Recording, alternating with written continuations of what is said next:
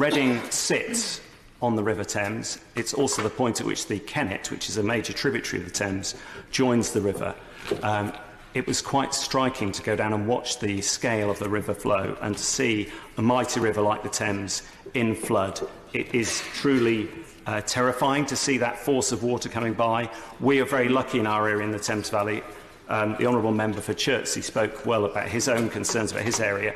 We're very lucky to be in a river catchment which sits on soft rock, which absorbs water, unlike colleagues in some other parts of the country, including the north of England and Wales, where so tragically water floods down very rapidly. We have a sponge effect from the chalk in the Cotswolds and the Chilterns, which we're very lucky to have. However, in the long run, we faced very serious prospects of increased flood risk. And in 1947, there were substantial floods within Reading, and several hundred houses were affected. These are, I should add, older properties built in Victorian times on an existing floodplain either side of the river.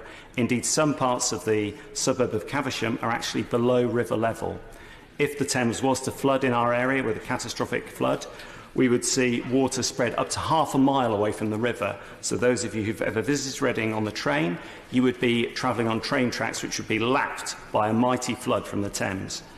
Now, clearly, there needs to be serious and substantial action taken to protect the town and the surrounding area from this type of flood, and indeed taken on the tributaries, as I mentioned earlier. In my opinion, I would like to see more effort placed by the ministers and their officials in exploring the possibility of change of land use upstream, given that we have such large catchments.